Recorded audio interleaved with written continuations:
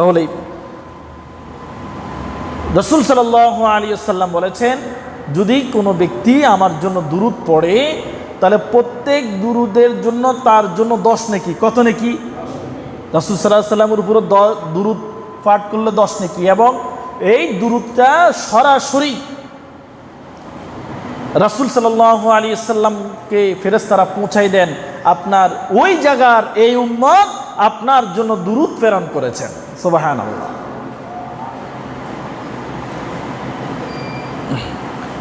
আর যদি পৃথিবীর কোনো মানুষ দুরূদ না পড়ে, রাসূল সাল্লাল্লাহু আলাইহি ওয়াসাল্লামকে যদি কেউ গালি দেয়,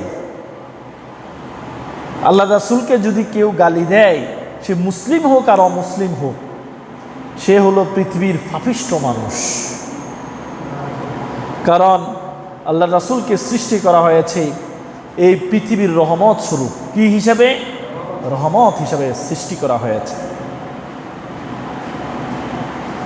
সুতরাং আল্লাহ রাসূলকে গালি দিলে আল্লাহ সুবহানাহু ওয়া তাআলা বলছেন, আল্লাহর কাছে যে গুনাহগুলো সবচেয়ে বড় গুনাহ, তার মধ্যে 2টা গুনার কথা আল্লাহ সুবহানাহু ওয়া তাআলা সূরা আহজাবের 53 নম্বর আয়াত আল্লাহ তাআলা বলেছেন, ওয়া মা কানা লাকুম আন তুযু রাসূলাল্লাহি ওয়া লা তানকিহু আজওয়াজাহু মিন বা'দিহি আবাদা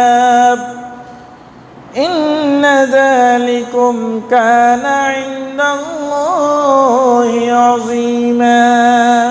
আল্লাহ সুবহানাহু ওয়া তাআলা বলছেন যে মুহাম্মদের সাথে সম্পৃক্ত 2টা বড় গুনাহ আছে। একটা হলো নবী মুহাম্মদকে কেউ যদি গালি দেয়, এটা আল্লাহর কাছে সবচেয়ে বড় গুনাহ।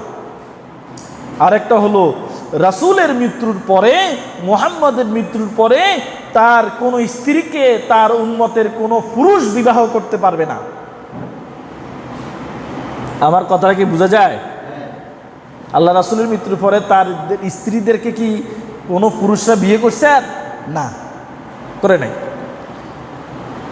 সুতরাং এই 2টা গুনাহ মস্ত বড় গুনাহ আল্লাহর কাছে।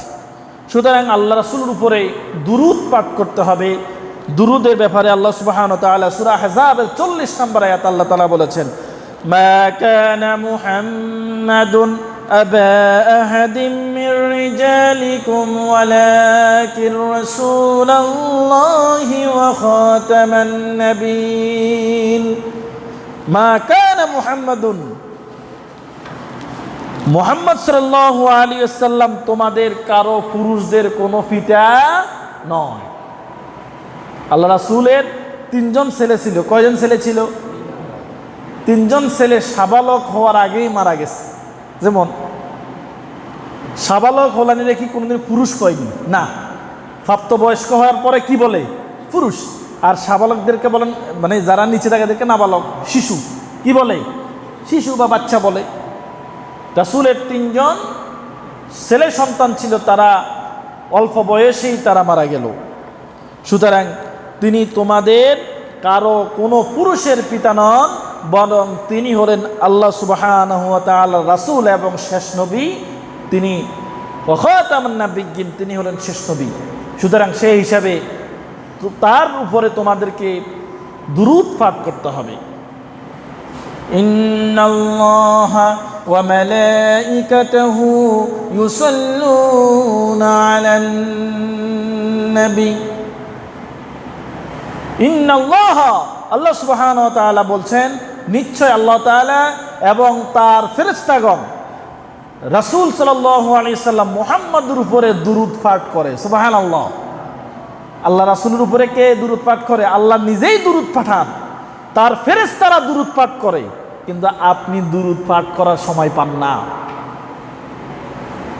এজন্য কেউ যদি রাসূল সাল্লাল্লাহু আলাইহি ওয়াসাল্লামের নাম শোনার পরেই সাল্লাল্লাহু আলাইহি ওয়াসাল্লাম না পড়ে, তাহলে রাসূল জিবরাইল আমিন আলাইহিস সালাতু ওয়াস সালাম বলেছেন সে ধ্বংস হয়ে যাক, আল্লাহ রাসূল বলেছেন আমিন, সে ধ্বংস হয়ে যাক। তাহলে আল্লাহ রাসূলের নাম শোনার পরে কি পড়তে হবে? সাল্লাল্লাহু আলাইহি ওয়াসাল্লাম। আবার বলেন তো, আল্লাহ রাসূলের নাম শোনার পরে কি বলতে হবে? সাল্লাল্লাহু আলাইহি ওয়াসাল্লাম, এ দুরূদ পড়তে হবে।